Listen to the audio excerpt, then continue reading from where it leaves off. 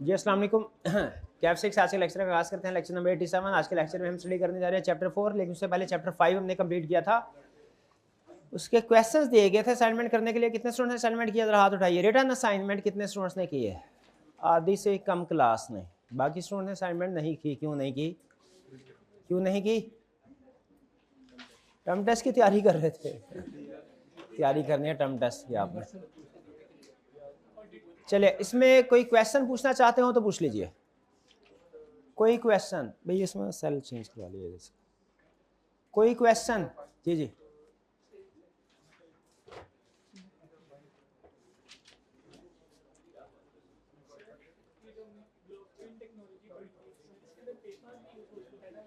Blockchain technology, PayPal दूसरा financial system है। हाँ जी, हाँ जी, अदर है। Blockchain technology, crypto currency specifically नाम, पेपाल क्रिप्टो करेंसी। अब क्रिप्टो करेंसी में डील करता है पेपाल?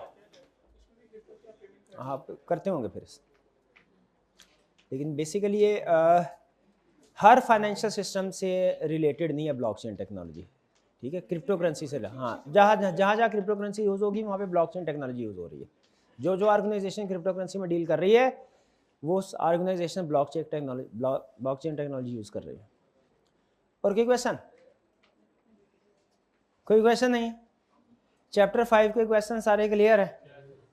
छोटे छोटे क्वेश्चन हैं, लेकिन अगर इकट्ठे हो गए हैं मर्ज करके आपके साथ हैंडल कर लेंगे। ओके, आज का हमारा टॉपिक है चैप्टर 4। ये भी टेक्नोलॉजिकल फैक्टर से रिलेट करता है। Technological factors affecting business. अच्छा, क्या आप एग्री करते हैं कि टेक्नोलॉजी बिजनेसेस को अफेक्ट कर रही है? कैसे अफेक्ट कर रही है? मतलब कि किस डिपार्टमेंट को इफेक्ट कर रही है? हर डिपार्टमेंट को इफेक्ट कर रही है। शाबाश। अच्छा, आपके ख्याल में ये जो चेंजेस है बिजनेस करने का तरीकाकार, आज से जो 15-20 साल पहले पुरानी टेक्नोलॉजी थी उसमें और जो आज होता है उसमें कोई फर्क है? काम करने की वजह से फर्क है। बिल्कुल, आपने देखा होगा खासतौर पे कोविड के बाद एक जो बड़ा बिजनेस करने का मेथड चेंज हुआ है वो है ऑनलाइन बेस्ड और वर्क फ्रॉम होम। ये ट्रेंड अब बढ़ता जा रहा है। चलिए, हाँ जी, तो आज के इस लेक्चर में हम ये बेसिकली पूरा चैप्टर इसी चीज से रिलेट करता है कि टेक्नोलॉजिकल फैक्टर्स कैसे बिजनेस को इफेक्ट करते हैं। पहले 2 लर्निंग ऑब्जेक्टिव में वो आपको बताएगा कि इनका इफेक्ट क्या है बिजनेस के ऊपर, और फिर उसके बाद बताएगा कि जो भी बिजनेस टेक्नोलॉजी को यूज करते हैं ना, उन्हें कुछ स्पेसिफिक टेक्नोलॉजी से रिलेटेड ही थ्रेट्स भी फेस करना पड़ते हैं। जैसे आपको याद होगा चैप्टर 12 जो रिस्क असेसमेंट वाला चैप्टर था हमारे सिलेबस में, इसमें भी हमने ये पढ़ा था साइबर सिक्योरिटी इशू अराइज होते हैं ऐसी कंपनीज के लिए जो कि आईटी सिस्टम यूज कर रही होती हैं। कॉन्फिडेंशियल इंफॉर्मेशन बाज़ औक़ात हैकर्स जो है वो एक्सेस कर लेते हैं। तो जो बिजनेस आईटी सिस्टम के टेक्नोलॉजी के नो डाउट बेनिफिट्स हैं, लेकिन साथ ही साथ इसके कुछ रिस्क भी हैं, थ्रेट्स भी हैं। उन थ्रेट्स को की वजह से क्या हमें टेक्नोलॉजी को छोड़ देना चाहिए कि उन थ्रेट्स को मैनेज करने के लिए कोई कंट्रोल्स, कोई पॉलिसी एंड प्रोसीजर इंप्लीमेंट करने चाहिए कि थ्रेट कम हो जाए? थ्रेट कम पक्का? चलिए ठीक है। आज के लेक्चर में हम थ्रेट्स की बात नहीं करेंगे। आज के लेक्चर में हम अच्छी अच्छी बातें करेंगे कि टेक्नोलॉजी ने हमारे बिजनेसेस को कैसे इम्पैक्ट किया है। बातों बातों में कोई नेगेटिव भी बात आ गई तो चले कोई बात नहीं, आएगी, कर देंगे उसको। ठीक, इम्पैक्ट ऑफ आज हमें पहले 2 लर्निंग ऑब्जेक्टिव डिस्कस करने हैं चैप्टर 4 के। चैप्टर 4 हमारा पैस्टल एनालिसिस के टी से रिलेट करता है, लेकिन याद रखें पैस्टल एनालिसिस केस स्टडी का हम कर चुके हैं। अब सिर्फ पैस्टल एनालिसिस थ्योरी वाला कर रहे हैं, रट्टे वाला। केस स्टडी वाला चैप्टर 6 है, भूल गए होंगे आप। कोई ऐसा स्टूडेंट जिसने टीए है भाई, कोई ऐसा स्टूडेंट जिसने कल पैस्टल एनालिसिस की एक केस स्टडी रिटर्न फॉर्म में की है, उठे और 100 रुपया इनाम ले ले। कोई ऐसा स्टूडेंट जिसने कल पैस्टल एनालिसिस की रिटर्न केस स्टडी की है एक, कोई 100 रुपया इनाम। तो मैं भी ख्वाब में आके 100 रुपया दे दूंगा आपको। ख्वाब में की थे। चलिए आगे चल रहे हैं। चल, impact of technological change on working method. Technology का वर्किंग मेथड पे, काम करने के तरीकाकार पे क्या फर्क पड़ा है। अच्छा, ये याद रखिएगा, ये जनरल डिस्कशन करेगा ओवरऑल बिजनेस की, ठीक है। एग्जाम्पल हो सकता है हम किसी एक दो सेक्टर की दें, लेकिन जो कंसेप्ट अप्लाई होंगे ये मेजॉरिटी ऑफ बिजनेस पे यानी सारे सेक्टर्स पे अप्लाई होते हैं बिजनेस के। कहता है अमूमी तौर पे टेक्नोलॉजी ने प्रोडक्ट या सर्विसेज के ऊपर क्या इम्पैक्ट है, किस पे इम्पैक्ट, ये ऑन नहीं ऑफ है, impact of technological change on product and service. किसी प्रोडक्ट, क्या प्रोडक्ट एंड सर्विस आज वैसे है जैसे पहले? नहीं, पहले तो सिर्फ फिजिकल कोचिंग होती थी, अब जो सर्विस है ये सिर्फ फिजिकल नहीं ऑनलाइन पे, ये इम्पैक्ट है इसका। हाँ, हाइब्रिड की वजह से ये पॉसिबल, टेक्नोलॉजी की वजह से पॉसिबल है ना, साथ प्रोजेक्टर लगा है, स्क्रीन लगी है, साउंड सिस्टम है, टेक्नोलॉजी की वजह से पॉसिबल हुआ। To remain competitive companies continuously change manufacturing design and feature of their product and services. Agree करते हैं? टेक्नोलॉजी जैसे चेंज आता है वो अपनी प्रोडक्ट को भी इंप्रूव करने की कोशिश करते हैं। सबसे ज्यादा बिजनेस जो टेक्नोलॉजी से इफेक्ट होते हैं, गैस करें कौन से हैं? कौन सा बिजनेस सबसे ज्यादा टेक्नोलॉजी से इफेक्ट होता है? ई कॉमर्स, शाबाश, और smartphones, mobile sector, computer sectors, ठीक है जी, बिल्कुल, आईटी, ठीक है। एग्जाम्पल्स बता रहा है। आप इसकी स्टेटमेंट से एग्री करते हैं कि कंपनीज कंटिन्यूसली अपने manufacturing process, design, feature of their products को चेंज करती रहती हैं। एग्जाम्पल सुने, कह रहा है Sony and Toshiba try to develop television with flat screen technology. ज्यादा से स्क्रीन साइज बड़ा भी करते जा रहे हैं कि छोटा करते जा रहे हैं? बड़ा करते जा रहे हैं और स्लिम करते जा रहे हैं, ठीक है। जैसे पहले शुरू में जब टेक्नोलॉजी आई, मोबाइल फोन बड़े बड़े होते थे, फिर आहिस्ता आहिस्ता छोटे छोटे होना शुरू हो गए, अब फिर बड़े बड़े होना शुरू हो रहे हैं। ये टेक्नोलॉजी ऐसे ही मूव करती है। तो बहरहाल जो भी इन डिजाइन है, सोनी तोशिबा की एग्जांपल से एग्री करते हैं। फिर कह रहे हैं mobile manufacturing company like Apple, Samsung continuously add and update technologies in their phones. कुछ ना कुछ फीचर, दो छोटे छोटे फीचर्स भी ऐड करेंगे ना, नया वर्जन मोबाइल का लॉन्च कर देंगे। ऐसा ही है क्या? ऐसे अमूमी तौर पे जो मोबाइल का एक नया मॉडल होता है उसकी लाइफ कितनी होती है? 3 महीने। 3 महीने में वो मॉडल जो आज लॉन्च हुआ है 3 महीने बाद पुराना हो जाएगा। हाँ जी, इसलिए अगर आप कोई ऐसा मॉडल बाय कर रहे हैं, ऑन एवरेज बात कर रहा हूँ, ऑन एवरेज जो 3 महीने पुराना है, अगर कोई ऐसा मॉडल बाय कर रहे हैं मोबाइल का, तो उसका मतलब है आप नया मॉडल नहीं बाय कर रहे, प्रोबेबली, मोस्ट प्रोबेबली पुराना मॉडल बाय कर रहे हैं। तो फीचर्स ऐड होते रहते हैं। आजकल जो कैमरा आ रहा है कितने मेगापिक्सल का है मोबाइल का?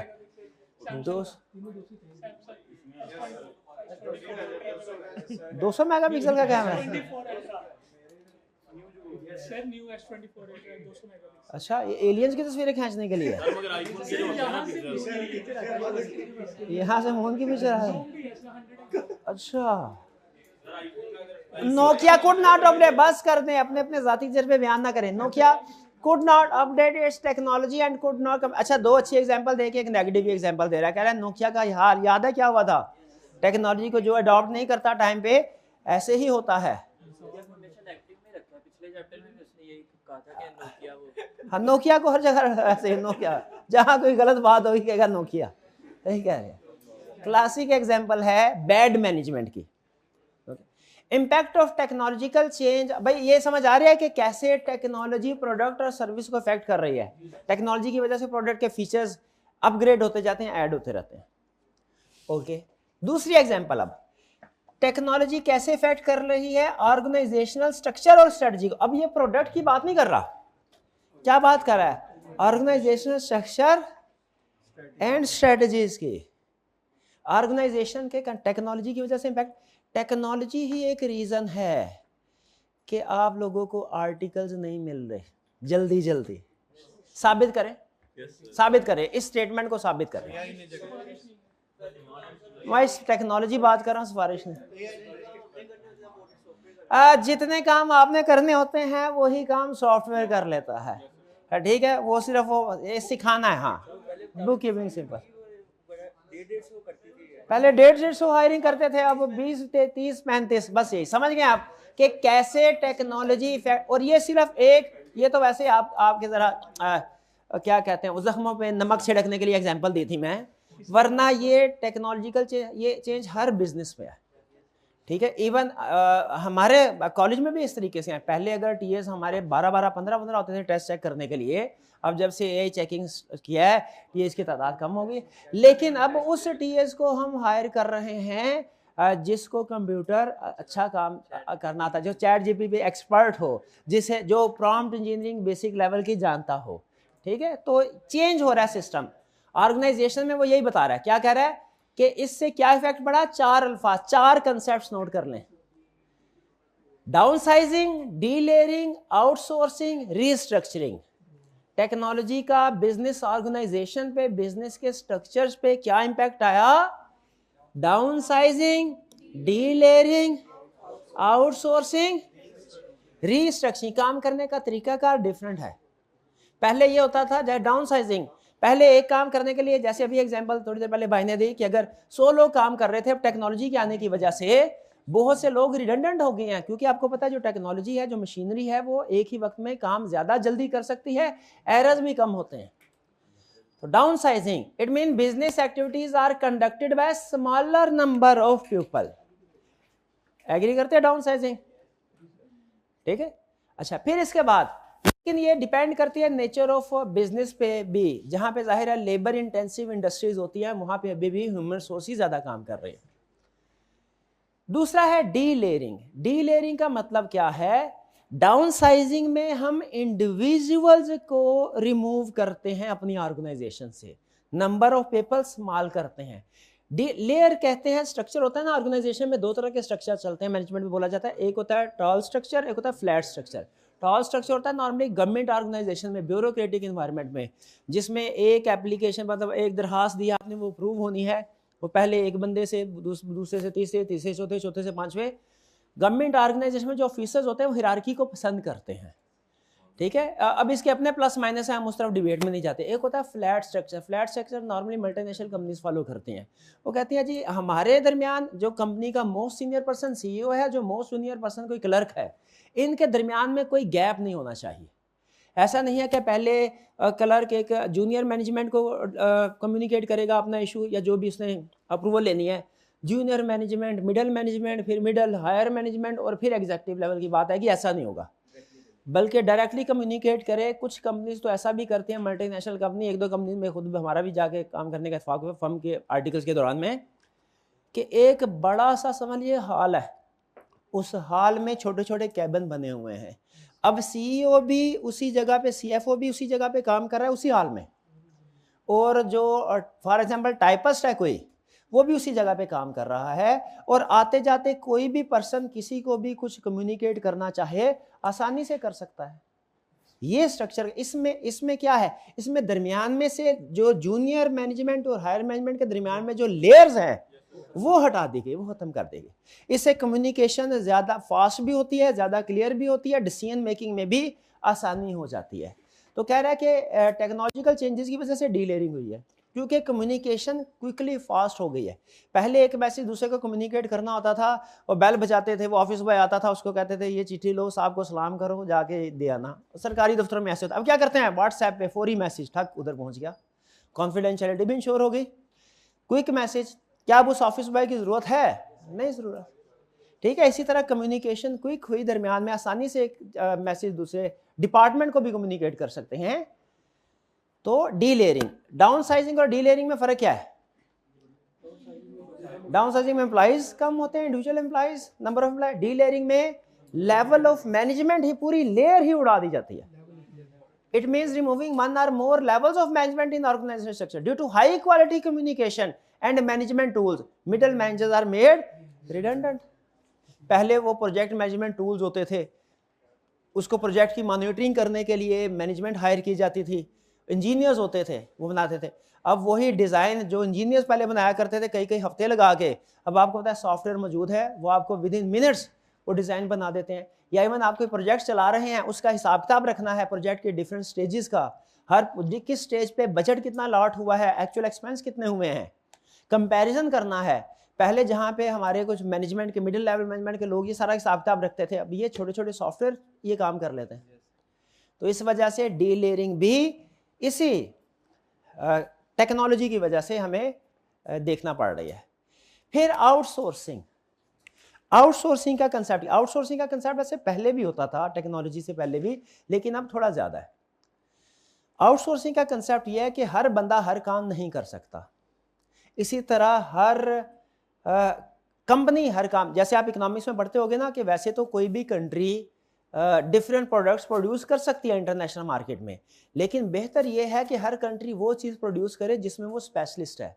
इस थ्योरी को क्या कहते थे? इकोनॉमिक्स की थ्योरी होती थी ये, कंपैरेटिव थ्योरी कहते थे, क्या कहते थे कोई, ये इंटरनेशनल ट्रेड की थ्योरी होती थी कि हर दो कंट्रीज हैं, वो अगर बजाय ये कि दोनों कंट्रीज 10-10 प्रोडक्ट्स अपनी नीड्स के मुताबिक बनाएं, बेहतर यह है कि कंट्री ए 5 प्रोडक्ट्स बनाए और सरप्लस बी को बेच दे, और बदले में बी भी 5 प्रोडक्ट्स बनाए और अपनी सरप्लस दूसरे, ताकि दोनों की नीड्स भी पूरी हो जाएंगी। और जब कोई एक पर्सन स्पेशलिस्ट बन जाता है किसी एक एक्टिविटी का, तो वो उस प्रोडक्ट को ज़्यादा बेहतर तरीके से कम कॉस्ट में और मोर एफिशिएंटली प्रोड्यूस करता है। यही कंसेप्ट आउटसोर्सिंग का है। बजाय ये कि सारे काम हम खुद करें, उसको आउटसोर्स करते हैं। ठीक है, जैसे मैं टीचर भी हूँ, सीखने को तो LMS का काम भी हम सीख सकते हैं, कोई इतनी ज़्यादा मुश्किल चीज़ तो नहीं है। लेकिन अगर मैं फ्री टाइम में फाइनेंस पढ़ने की बजाय या कोई और इंटरनेशनल स्टैंडर्ड्स पढ़ने की बजाय, बुक्स पढ़ने की बजाय LMS सीखूंगा, तो मेरी जो टेक्निकल स्किल है वो थोड़ा कम होती जाएगी। मैं दूसरी स्किल सीखने में प्राइमरी स्किल आपकी कंप्रोमाइज़ हो जाती है। तो इसलिए बेहतर क्या है कि मैं LMS को भी खुद ही मैनेज करूं, पढ़ाऊं भी खुद, LMS भी खुद ही मैनेज करूं, कि मैं अपना सारा फोकस स्टडीज़ के ऊपर रखूं, और LMS को मैनेज करने के लिए IT स्पेशलिस्ट को हायर कर लिया जाए। यह है आउटसोर्सिंग का कंसेप्ट। फ़ायदा क्या होगा? मैं अपनी कोर एक्टिविटी के ऊपर फोकस कर रहा हूँ, और बल्कि दूसरा फ़ायदा ये होगा कि मुझे दूसरी सर्विस जो चाहिए, जो मैंने आउटसोर्स किया, वो भी स्पेशलिस्ट पर्सन मुझे प्रोवाइड कर रहा होगा, जो अपनी फील्ड में जाहिर एक्सपर्ट होगा। ये आउटसोर्सिंग कह रहा है। आउटसोर्सिंग का मतलब क्या है? Making arrangements with other business organisation या इंडिविजुअल्स को भी आउटसोर्स कर सकते हैं, या अदर बिजनेस ऑर्गेनाइजेशन। लेकिन इंडिविजुअल की निस्बत याद रखें, हमेशा अगर ऑप्शन हो ना आपके पास, तो आपने इंडिविजुअल को आउटसोर्स नहीं करना, बिजनेस ऑर्गेनाइजेशन को आउटसोर्स करना है। इंडिविजुअल की कभी तबीयत खराब हो जाती है, कभी वो किसी रिश्तेदार के घर चले जाते हैं, ऑर्गेनाइजेशन के साथ आउटसोर्सिंग अरेंजमेंट किया हो ना, तो एक पर्सन चला भी जाए कहीं पे फॉर एग्जांपल, तो अल्टरनेट मौजूद होता है, ऑर्गेनाइजेशन ने रखा होता है। तो आउटसोर्सिंग का मतलब क्या है? अरेंजमेंट करनी है अदर ऑर्गेनाइजेशन के साथ, किस चीज की? To perform some operational task, बजाय ये कि उनको इन हाउस एम्प्लॉय करें। जो मैंने एग्जांपल दी, टेक्निकली ये आउटसोर्सिंग की एग्जांपल नहीं थी, बेसिक एग्जांपल थी। क्यों? क्योंकि हमने IT के जिस बंदे को हायर किया, उसको अपना एम्प्लॉय अगर बना लिया ना, फिर वो आउटसोर्सिंग की एग्जांपल नहीं रहती। आउटसोर्सिंग का मतलब है आपने एम्प्लॉय नहीं बनाया, हाँ, सर्विस ली उससे, ठीक है, ताकि हम अपनी कोर एक्टिविटीज के ऊपर फोकस कर सके। इसके बहुत ज्यादा फायदे भी होते हैं। पहला फायदा ये है कि जब आपका दिल करे, आप सर्विस अगर मुतमिन नहीं है, कॉन्ट्रैक्ट आप टर्मिनेट कर सकते हैं।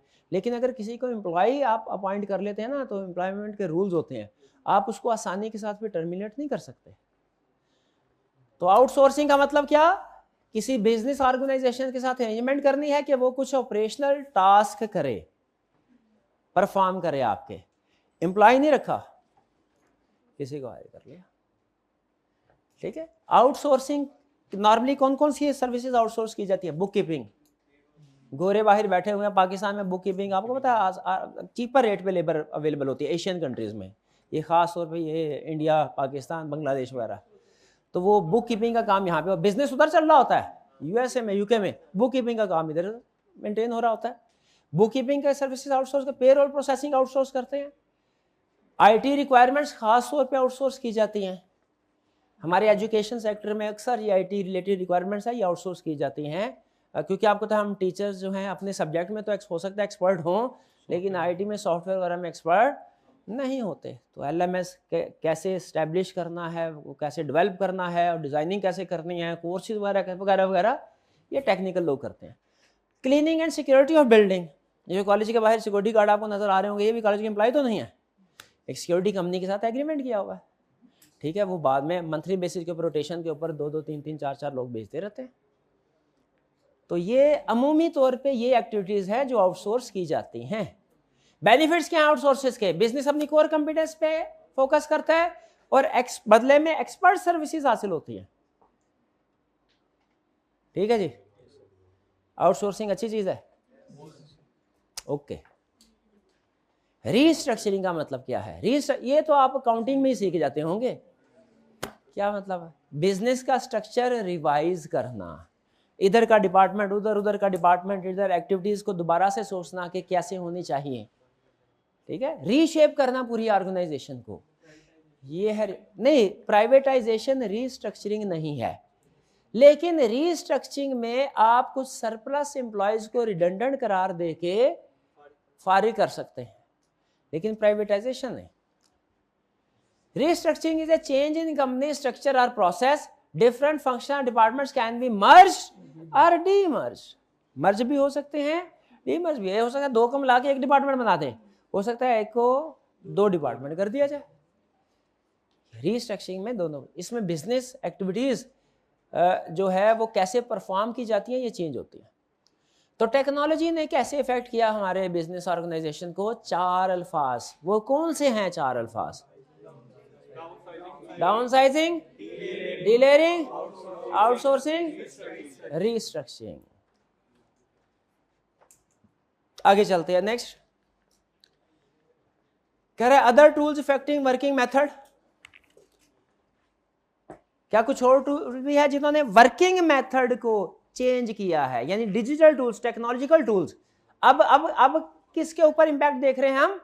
प्रोडक्ट के ऊपर नहीं, ऑर्गेनाइजेशन स्ट्रक्चर के ऊपर भी नहीं, काम करने के तरीकाकार के ऊपर।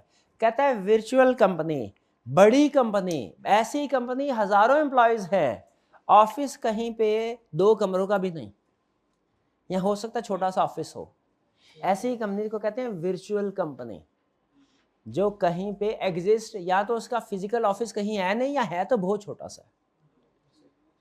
ये है जैसे अमेज़न कंपनी, आपने कभी अगर इसके बारे में पढ़ा हो, जब स्टार्ट हुई तो एक छोटा सा कमरा में, ठीक है। और इवन अभी भी जो उसके वर्किंग का तरीकाकार है, या उसको मैनेज करना है, या इस तरह फॉर एग्जांपल जो लोग फर्ज कीजिए यूट्यूब, वो लोग बाकायदा इसको अपनी बिजनेस एक्टिविटीज के लिए भी यूज करते हैं, लेकिन इसको मैनेज करने के लिए क्या हमें फिजिकल प्लेस चाहिए? नहीं, बल्कि ये एग्जाम्पल भी चले, इसमें भी थोड़ी बहुत किसी ना किसी हद तक फिजिकल प्लेस चाहिए होती है। ये जो राइड शेयरिंग एप्स है, कंपनीज हैं, InDrive वगैरह, क्या ये ऐप, ये बिजनेस चलाने के लिए हमें फिजिकल स्पेस की जरूरत है? हमें ना स्पेस की जरूरत, ना हमें इवन एम्प्लॉयज की जरूरत, ना हमें रिसोर्सेज की जरूरत, गाड़ियों की जरूरत भी नहीं है। ये इस तरह की कंपनीज को क्या कहते हैं? Virtual company. Virtual business is any business that conducts all or most of its business via internet. Correct has no physical. इसको पढ़ते हुए जहन में एग्जांपल लें InDrive के, करीम, कोई भी, फूड पांडा, नहीं TCS के ऑफिस हैं, TCS वर्चुअल कंपनी नहीं आएगी।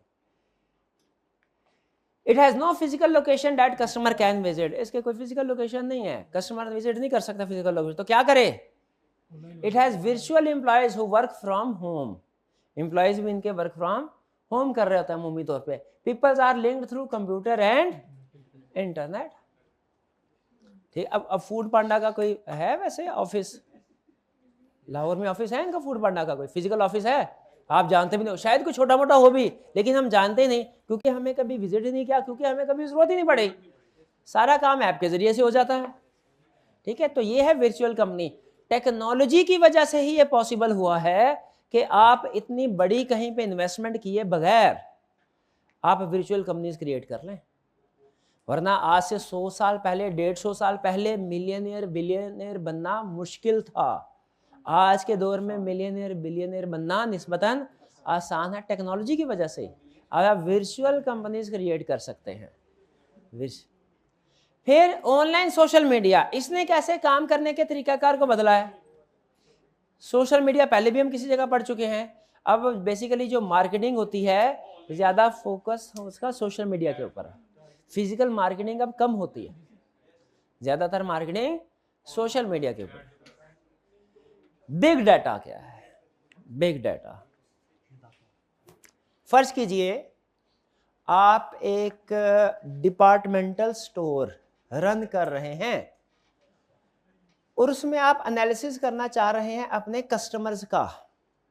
आप किस किस तरह की इंफॉर्मेशन लेना चाहेंगे कस्टमर्स के बारे में? कोई डाटाबेस मेंटेन करना चाहेंगे क्या कि कस्टमर, आपके पास जो कस्टमर आ रहा है उसका इनकम लेवल डिटरमिन करना तो मुश्किल, आप यूं कह ले कि कस्टमर अमूमी तौर पे कितनी अमाउंट की शॉपिंग करते हैं, बाइंग, हाँ बाइंग, एवरेज बाइंग, ठीक, और कैश और कार्ड, कस्टमर को कितने कस्टमर कैश हैं, कितने कार्ड है। अच्छा, और अगर मैं आपसे ये कहूं कैश और क्रेडिट भी टाइप आप इंफॉर्मेशन लेना चाहते हैं, कस्टमर के बारे में रखना चाहते हैं, और किस कस्टमर ने कितनी बाइंग की अमाउंट, उसका भी डाटा रखना चाहते हैं। और अगर मैं आपसे नई फरमाइश करूं कि ज्यादातर क्रेडिट वाले कस्टमर लार्ज ऑर्डर बाय करते हैं कि कैश वाले, तो ये एक नई क्वेरी होगी जिसके लिए हमें डाटा को मजीद रिफाइन करना पड़ेगा। और अभी बात खत्म नहीं, मजीद कौन सी इंफॉर्मेशन लेना चाहते हैं कि एज ऑफ कस्टमर, कि नॉर्मली कौन सी एज का कस्टमर हमारी कौन सी प्रोडक्ट को बाय करता है, 30 से 40s वाले ज्यादा बाइंग करते हैं या 50 से 60s वाले, ठीक है। ये भी देखिए, ये सारे एनालिसिस आपके मुख्तलिफ किस्म के बिजनेस डिसीजन में रेलिवेंट हो सकते हैं।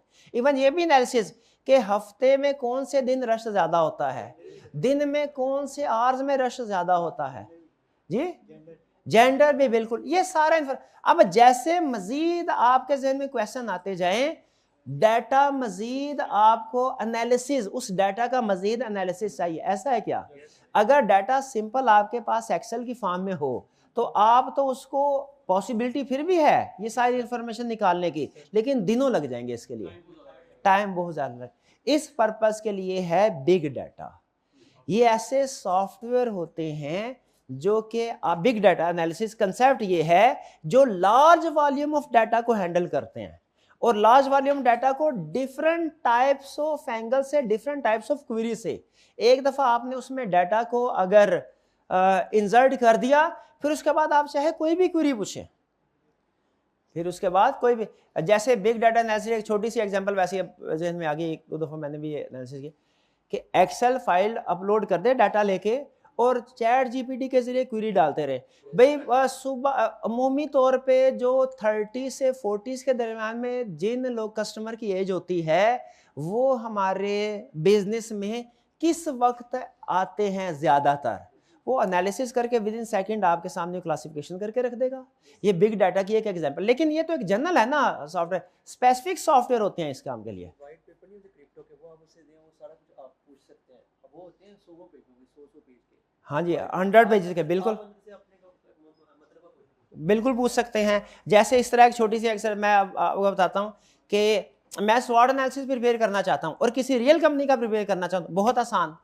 कैसे? रियल कंपनी की एनुअल रिपोर्ट डाउनलोड की, वो कोई 250-300 पेजेस की होगी, जीपीटी के ऊपर अपलोड की और उसे कहा केस स्टडी प्रिपेयर कर दो, वो केस स्टडी प्रिपेयर कर देगा और स्पेसिफिक केस स्टडी होगी रियल लाइफ से रिलेटेड, ठीक है। ये बिग डाटा एनालिसिस है।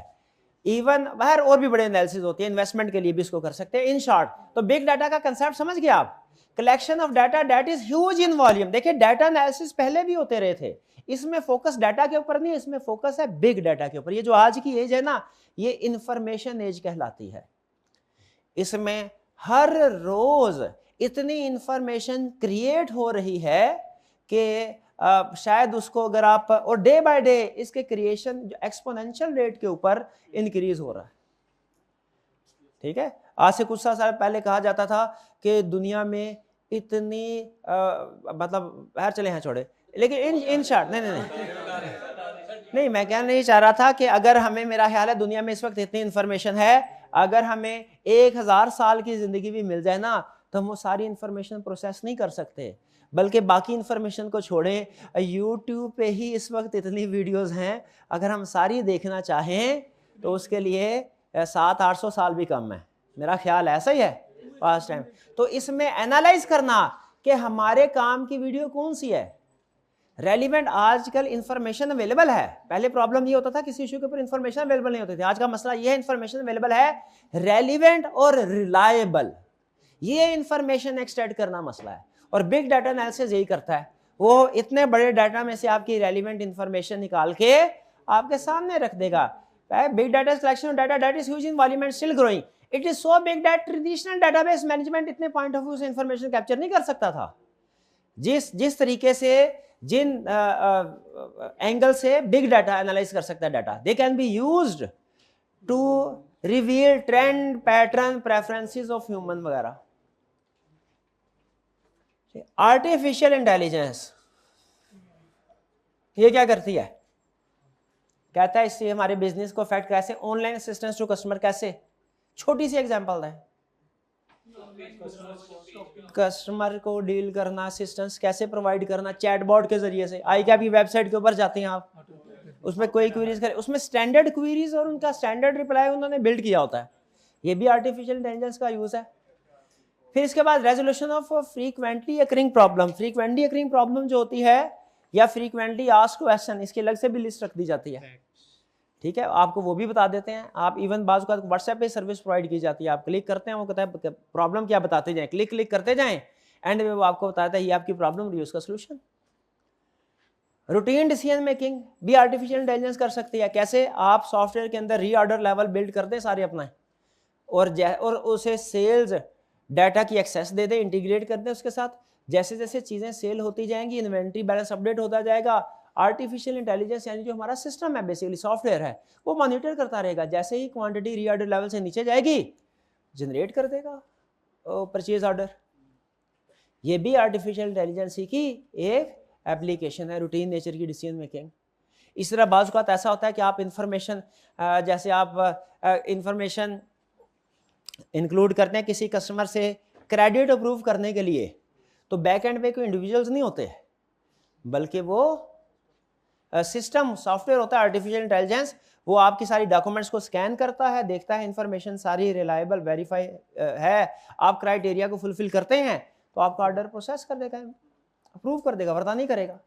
ठीक है. अब एक दो स्टूडेंट पिछले कुछ दिनों में मिले, वो ये बता रहे थे कि शायद कुछ फर्म्स भी जो आपके सीए फर्म्स हैं, उनमें भी इस तरह का आर्टिफिशियल इंटेलिजेंस यूज़ हो रहा है. आप सीवी अपलोड करते हैं, वो आपकी सीवी को खुद रीड करके रेलिवेंट इन्फॉर्मेशन एक्सट्रैक्ट करता है, उनके क्राइटेरिया पे फुलफिल होते हो तो आपका फॉर्म एक्सेप्ट करेगा, वरना कहेगा भाग जाओ, फॉर्म रिजेक्टेड. ये भी रूटीन नेचर की डिसीजन मेकिंग में ही शामिल है, इस तरीके से भी. तो ये आर्टिफिशियल इंटेलिजेंस का यूज है. आगे चलते हैं.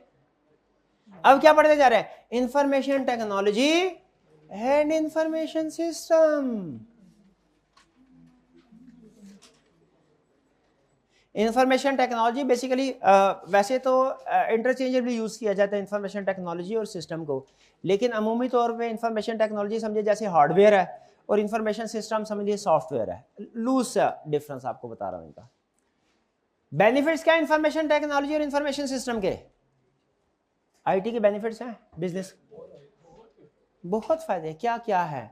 Development of e commerce, IT के जरिए से ही ई कॉमर्स पॉसिबल हुई. एग्री करते हैं?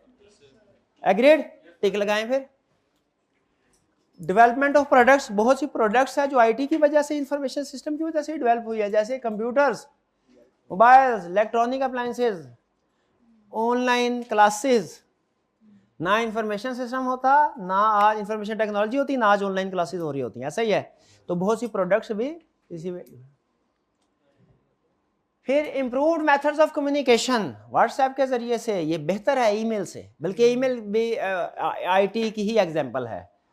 कबूतर से, डाकिये से बेहतर है. Availability of information through internet, information बहुत ज्यादा अवेलेबल है. किसी चीज के बारे में इंफॉर्मेशन चाहिए, नेट पे जाइए, इंफॉर्मेशन हासिल कर लीजिए. Easy database management by organisation. अब ऑर्गेनाइजेशंस इंफॉर्मेशन सिस्टम की शक्ल में, सॉफ्ट डाटा की शक्ल में ज्यादा डाटा आसानी के साथ मेंटेन कर सकती है, वरना पुराने जमाने में रजिस्टरों के ऊपर मेंटेन करना होता database. Quick processing of transaction, transaction की प्रोसेसिंग जल्दी, काम जल्दी हो जाता है प्रोसेसिंग. हाँ ये आई ना बात, ये इंफॉर्मेशन सिस्टम एंड, मुझे लगता है ये आपने पहले पढ़ा हुआ है कंप्यूटर्स में. कंप्यूटर कहाँ पढ़ा था? 8th 9th में? नहीं, पीआरसी में नहीं पढ़ा ये कंसेप्ट? इंट्रोडक्शन टू बिजनेस में मुकर गए आप. कितने स्टूडेंट्स ने I2B में ये टॉपिक पढ़ा हुआ टाइप? ये है ट्रांजैक्शन प्रोसेसिंग सिस्टम मैनेजमेंट. आधों ने पढ़ा, आधों नहीं पढ़ा, बाकी की एग्जाम्प्ट थी. एग्जाम्प्ट थी सर. पूरी पीआरसी ग्राउंड थी। आपकी बुक्स में नहीं था। चले, information system and its information system सुन लें। कह रहे हैं इंफॉर्मेशन सिस्टम का मतलब है कि कैसे आप इंफॉर्मेशन कलेक्ट करते हैं, प्रोसेस करते हैं, स्टोर करते हैं, डिस्ट्रीब्यूट करते हैं। फर्क इनमें सिर्फ यही है, बेसिक कंसेप्ट क्या है इस पूरे कंसेप्ट के पीछे, कि ऑर्गेनाइजेशन में आप किसी भी लेवल पे काम करें, मोस्ट जूनियर लेवल हो या मोस्ट सीनियर लेवल हो, आपको अपना काम पूरा करने के लिए, ड्यूटीज परफॉर्म करने के लिए इंफॉर्मेशन की जरूरत है। एग्री करते हैं? ऑर्गेनाइजेशन में किसी भी डिपार्टमेंट में किसी भी लेवल पे काम कर रहे हो, आपको अपना काम करने के लिए इंफॉर्मेशन की जरूरत है, बिल्कुल है। अब कंसेप्ट ये समझा रहा है कि डिफरेंट लेवल ऑफ मैनेजमेंट की इंफॉर्मेशन नीड्स डिफरेंट है। क्रक्स ये है इसका कि डिफरेंट लेवल ऑफ मैनेजमेंट की इंफॉर्मेशन नीड्स डिफरेंट। इसलिए जो लोअर लेवल पे मैनेजमेंट है उसके लिए इंफॉर्मेशन सिस्टम डिफरेंट होना चाहिए, जो जितनी हायर लेवल मैनेजमेंट है उनके लिए इंफॉर्मेशन सिस्टम डिफरेंट होना चाहिए। गैस कर सकते हैं कि जब लोअर लेवल से हायर लेवल की तरफ जाते हैं तो क्या एक चीज हमें कॉमन ऑब्जर्व करना पड़े, या एक पैटर्न हम ऑब्जर्व करते हैं। इंफॉर्मेशन नीड्स कैसे डिफरेंट होती हैं जूनियर मैनेजमेंट की और सीनियर मैनेजमेंट की। एक सबसे बड़ा फर्क क्या होता है? रूटीन, जो जूनियर है वो रूटीन नेचर की ट्रांजैक्शन होती है, और जो सीनियर है वो एक्सेप्शनल नेचर की, किसी हद तक ठीक है, सिंपल। और जो जितना ज्यादा सीनियर होगा ना उसे उतना ही ज्यादा शॉर्ट और समराइज्ड इंफॉर्मेशन चाहिए, और जो जितना ज्यादा जूनियर होगा उसके पास उतनी ही ज्यादा डिटेल्ड इंफॉर्मेशन होगी। इसीलिए आपने शायद इंग्लिश में कभी एक कंसेप्ट पढ़ा हो, एग्जेक्टिव समरी। क्यों वो इसीलिए एग्जेक्टिव समरी नाम पड़ा कि समरी बनती ही एग्जेक्टिव्स के लिए। ये वो समरी है जिसमें सिर्फ टू दी पॉइंट बातें होगी, ज्यादा लंबी चौड़ी बातें नहीं होगी। जो सीनियर लेवल के लोग होते हैं उनके पास इतना टाइम नहीं होता कि वो लंबी लंबी रिपोर्ट्स पढ़े। कहते हैं भाईजान ये 2-4 लाइनों में हमें बताओ कि क्या करना है, की पॉइंट्स। ठीक है, एक लिस्टेड कंपनी थी, उनका सीईओ एक दफा बाहर गया, कुछ अप्रूवल वगैरह देखनी थी, ईमेल्स देखनी थी। नॉर्मली ईमेल्स हमें नहीं दिखाते थे, हम जब फॉर्म में ट्रेनिंग के लिए जाते थे तो अप्रूवल थी। तो मैंने देखा ईमेल की अप्रूवल जब मैंने ली ना, तो यहाँ से जिस बंदे ने अप्रूवल भेजी थी उसने 2.5 लाइन से में लिख दिया था कि वो मिलियंस का प्रोजेक्ट था, कि सर वो जो प्रोजेक्ट डिस्कस हुआ था वो उसकी अप्रूवल का टाइम आ गया, बताइए क्या करना है। और आगे जो जवाब आया ना वो सिर्फ सेम, मुझे आज तक अल्फाज याद है, उसने 2 अल्फाज लिखे थे, गो अहेड, और मिलियंस का प्रोजेक्ट था 2। तो ये एग्जेक्टिव लेवल उतने ही इंफॉर्मेशन चाहते हैं कि कम मिले, टू दी पॉइंट इंफॉर्मेशन हो, और खुद भी, क्योंकि इनका टाइम भी कीमती होता है। तो आप देखेंगे यहां से ये लोएस्ट लेवल से स्टार्ट हुआ है ट्रांजैक्शन प्रोसेसिंग सिस्टम। यहां से जब आगे जाते जाएंगे ना इंफॉर्मेशन स्ट्रक्चर्ड प्रिसाइज होती जाएगी। ट्रांजैक्शन प्रोसेसिंग सिस्टम ये कौन सा इंफॉर्मेशन सिस्टम है? मोस्ट डिटेल इंफॉर्मेशन सिस्टम, जो एक एक ट्रांजैक्शन को रिकॉर्ड करता है।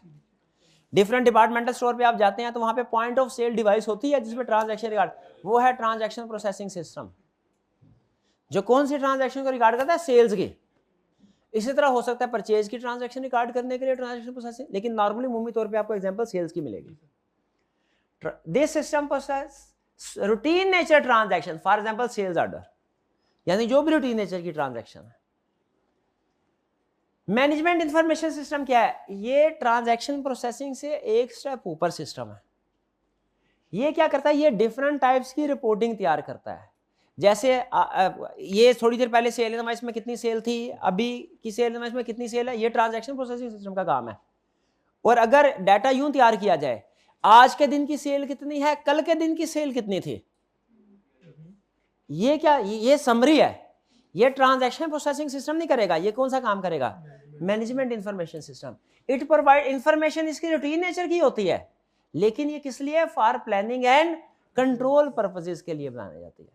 It compare actual performance with budget, ये जो एक्सपेक्टेड होती है उसके लिए, जैसे कल की सेल्स ज्यादा थी, आज की सेल्स कम क्यों है, इस तरह का कंपैरिजन करने के लिए मैनेजमेंट इंफॉर्मेशन सिस्टम यूज होता है। इंफॉर्मेशन की नेचर वही है जो ट्रांजैक्शन प्रोसेसिंग सिस्टम है, लेकिन ये समराइज्ड फॉर्म में होती है management information system. Next, decision support system. Decision support system ऐसे सिस्टम को कहते हैं जो इंफॉर्मेशन को ऐसे कंपाइल करता है कि डिसीजन करने के लिए आसानी हो। यानी मैनेजमेंट इंफॉर्मेशन सिस्टम आपके सामने प्रॉब्लम ले आएगी कि सर हमारे ख्याल में कल इतनी सेल थी, आज इतनी होनी चाहिए थी टोटल इसमें आज की सेल कम है, क्या करें। डिसीजन सपोर्ट सिस्टम उसके डिसीजन में हेल्प करेगा। जैसे डिसीजन सपोर्ट सिस्टम बताएगा कि जी आपका system is a computer program that supports decision making activity material requirements for costing, कि अगर आपकी सेल टेम्परेरी कम हो रही है तो ठीक है, आप इसको इन्वेस्टिगेट करें और बढ़ाने की कोशिश करें, लेकिन अगर आपकी सेल परमानेंट कम हो रही है तो साथ साथ आपकी इन्वेंट्री रिक्वायरमेंट भी कम हो रही है, फिर आप अपनी जो इन्वेंट्री है उसका लेवल भी कम कर दें। अगर सेल्स कम हो रही है तो प्रोडक्शन भी कम कर देनी चाहिए। डिसीजन सपोर्ट सिस्टम इस तरह के डिसीजन करने में हेल्पफुल होता है। It uses different decision making models like forecasting, statistical analysis. यानी ये जो पूरा पिछले कई दिनों का एनालिसिस है जो मैनेजमेंट इंफॉर्मेशन सिस्टम ने प्रिपेयर किया, उसको सामने रखते हुए फ्यूचर को प्रिडिक्ट करता है। ये डिसीजन सपोर्ट सिस्टम फ्यूचर की ट्रांजैक्शन से रिलेटेड है कि अब आगे हमें क्या करना चाहिए। देखिए आज हर थोड़ी देर बाद इनवाइस प्रिपेयर हो रही है, ये कौन सा सिस्टम रिकॉर्ड कर रहा है? Transaction processing system. अच्छा, आज के दिन की पूरी सेल्स कितनी, कल के दिन की पूरी सेल्स कितनी थी? मैनेजमेंट। अच्छा, पिछले 10 दिनों की सेल्स जितनी है उस लिहाज से हमें आने वाले 10 दिनों में कितना स्टाफ चाहिए, कितनी इन्वेंट्री चाहिए, कितना फाइनेंस चाहिए। ये डिसीजन सपोर्ट सिस्टम, इसका फोकस होता है फॉरकास्टिंग के ऊपर। डाटा ये वही यूज कर रहे होंगे लेकिन अब उसकी बेस पे अब डिसीजन हो रहे हैं। नेक्स्ट, एग्जेक्टिव इंफॉर्मेशन और एग्जेक्टिव सपोर्ट सिस्टम। ये क्या करता है? It provide easy access to internal and external information relevant to organisational goal. It converts data into executive level reports. ये जो प्रीवियस डाटा है उसको एग्जेक्टिव लेवल की रिपोर्ट्स में कन्वर्ट करता है। यानी यूं समझ लीजिए ये एक डैशबोर्ड क्रिएट कर देता है जिसमें पूरी कंपनी का डाटा विजिबल होता है, डिस्प्ले हो रहा होता है। ठीक है, ये summary highest level of summarised information होता है एग्जेक्टिव लेवल का। इसे एग्जेक्टिव इंफॉर्मेशन सिस्टम कहते हैं। It converts data into executive level reports. और ये ऑटोमेटिकली रिपोर्ट से मुराद में ये ना हो कि वो जो हम बिजनेस कम्युनिकेशन में रिपोर्ट लिखते थे, ये वो रिपोर्ट नहीं होती जो इनके लिए प्रिपेयर होती है। ये वो रिपोर्ट होती है जिसमें टेबल्स हैं, जिसमें डायग्राम्स हैं, जिसमें पिक्चर के जरिए से कंपनीज के डिफरेंट केपीआईज को रिप्रेजेंट किया जाता है कि कंपनी का करंट लेवल क्या है, टारगेट लेवल क्या है। ये वो रिपोर्टिंग है समराइज्ड फॉर्म में। ठीक है, ये है expert system. Next, expert system क्या करता है? हाँ, ये एआई का आने वाले दौर में प्रोबेबली जो एक कॉमन यूज होने वाला है वो है एक्सपर्ट सिस्टम। कि आपका सिस्टम कोई रोल अडॉप्ट कर लेता है। जैसे वो इंफॉर्मेशन सिस्टम, अगर उसमें आपने वो देखी मूवी का, शायद मैं एकदम कंप्लीट नहीं देखी, कोई एक देख रहा था मैट्रिक्स। उसमें होता क्या है, एक सीन में ये कि वो कोई पर्सन होता है, उसे हेलीकॉप्टर नहीं उड़ाना आता और वो कहता है अपने हेड ऑफिस में हेलीकॉप्टर, वो उधर से बैठे बैठे उसके दिमाग में सॉफ्टवेयर इंस्टॉल कर लेते हैं और वो हेलीकॉप्टर उड़ाने का एक्सपर्ट बन जाता है। इस तरह का कोई था सीन? हाँ हाँ, जो भी। हाँ, तो ये एक्सपर्ट सिस्टम है। हाँ, चिप डाल दी जाएगी। एक्सपर्ट सिस्टम वो क्या करता है, वो एक्सपर्ट बन जाता है किसका? हेलीकॉप्टर उड़ाने का। अब उसी तरह याद रखे एक्सपर्ट सिस्टम है कि आपने एक रोबोट है ना, रोबोट, उसके अंदर मेडिकल फील्ड की सारी इंफॉर्मेशन इनपुट कर दी। अब वो रोबोट जैसे ही किसी पेशेंट को देख, वो एक एक्सपर्ट डॉक्टर बन गया।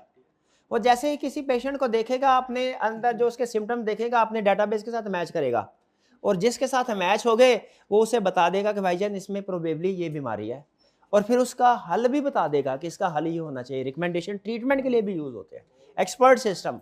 और ये एक एग्जांपल है। इसी तरह लॉयर्स होंगे, सारा केस उनके सामने रख देंगे, वो पूरा जितना भी लॉ की पुरानी किताबें हैं, जो केसेस हुए हैं, 1 मिनट के अंदर सारा डेटाबेस स्कैन करके कह देगा इस तरह का केस 50 साल पहले ये हुआ था, उसमें ये फैसला हुआ था, ये एविडेंस है।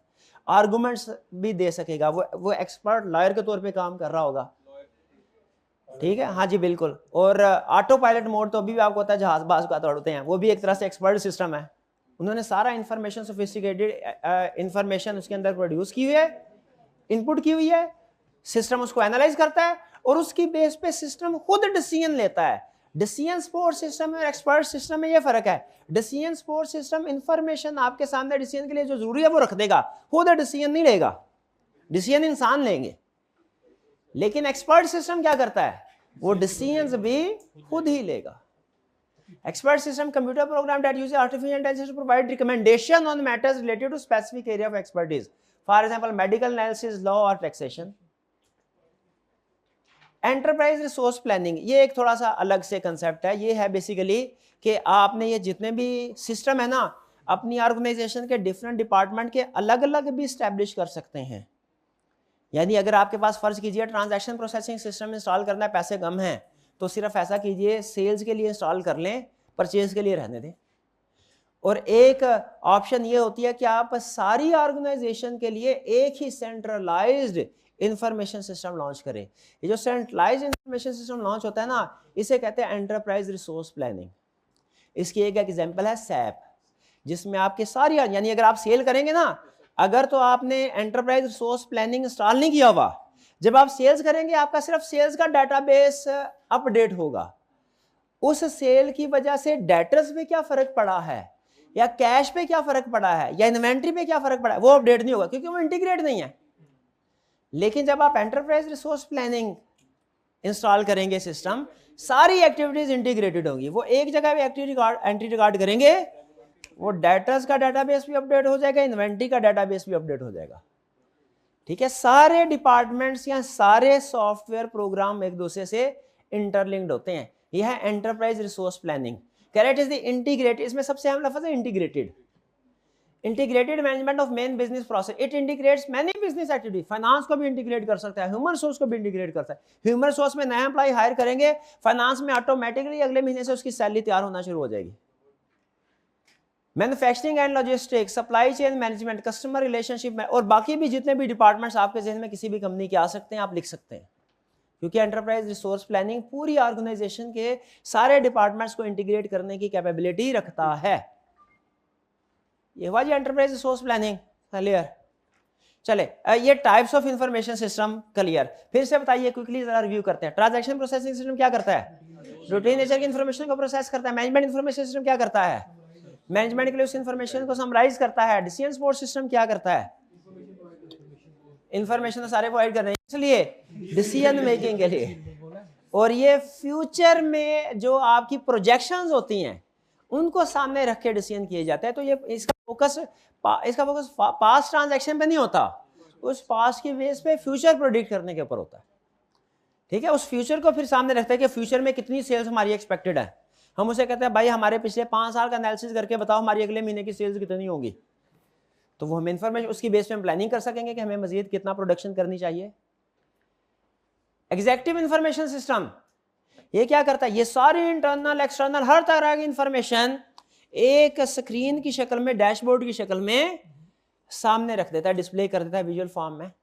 जैसे एक छोटी सी एग्जांपल देता हूं, हमारे जितने भी स्टूडेंट्स का डाटाबेस है ना, वो मेंटेन हो रहा है, तो उसमें एक होता है सब्जेक्ट वाइज, वो एक एक्सेल की लंबी चौड़ी शीट होती है, उसमें जितने भी स्टूडेंट है सबका डाटाबेस, सबका फीस वगैरह जितनी भी है सारी आ रही होती है।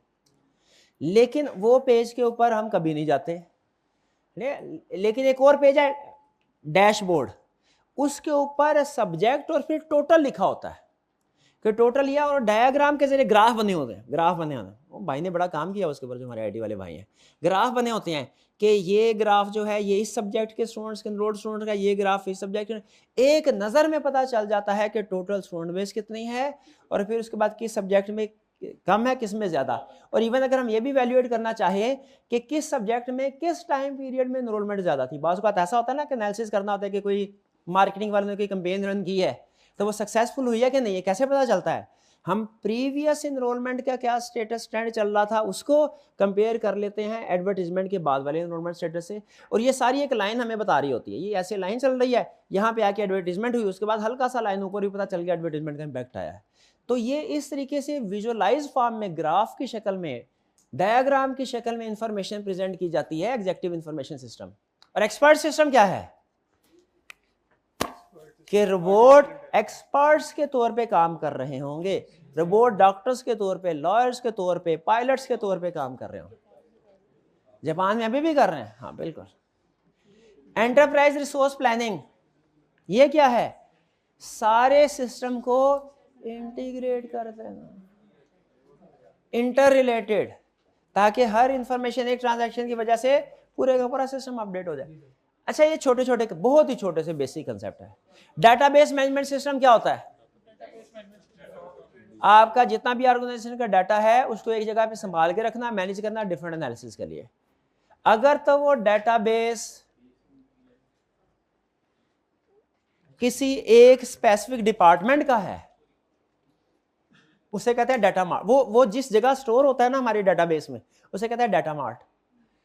और अगर वो सारे डिपार्टमेंट्स का है तो उसे कहते हैं डाटा वेयर हाउस। ये समझ लीजिए जैसे होता है ना कंप्यूटर के अंदर एक है डी ड्राइव, डी ड्राइव में सिर्फ डी ड्राइव का डाटा होगा, ई ड्राइव में सिर्फ ई ड्राइव का डाटा होगा, सी ड्राइव में सिर्फ सी ड्राइव का डाटा होगा। ये डाटा मार्ट्स हैं।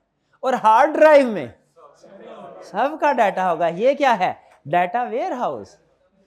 अगर आपके कंपनी के पाकिस्तान के 10 बड़े शहरों में ऑपरेशंस हैं तो इंडिविजुअल सिटीज का डाटा अलग अलग फोल्डर में कंपाइल हो रहा होगा, तो वो उस इंडिविजुअल को बोलेंगे data mart.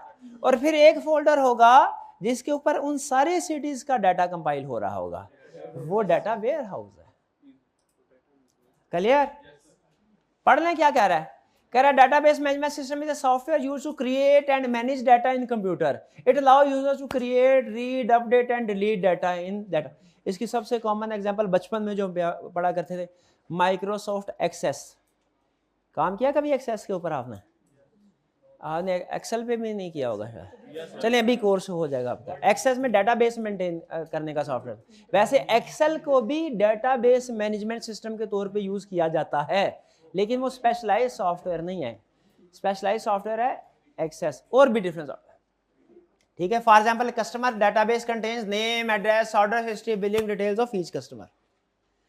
Data warehouse क्या है, data warehouse repository, repository कहते हैं उस प्लेस को, स्टोरेज प्लेस को रिपोजिटरी बोलते हैं। रिपोजिटरी को ये आईटी में अक्सर आप नाम सुनेंगे। Repository that stores all of an organisation's current and historical data from multiple sources, multiple sources से ऑल डाटा, ये करता है डाटा वेयर हाउस। और डाटा मार्ट क्या करता है, data mart similar to data, यानी वो भी स्टोरेज के लिए, ये भी स्टोरेज के लिए है, इसलिए सिमिलर बोल रहा है। फर्क क्या है, but it hold data only for a specific department or line of business such as sales, finance or human resource. Data mart specific department का डाटा मेंटेन कर रहा होगा। कुछ कुछ समझ आए? आज कौन सा कंसेप्ट ऐसा था जो आपके लिए नया था, बताएं, शाबाश। सारे नए थे। Data mart, data warehouse, यही नया होगा, इसके अलावा मेरा नहीं ख्याल। सिस्टम सारे I2B में आपने पढ़े होंगे, ये भी पढ़ा हुआ था। ये लो,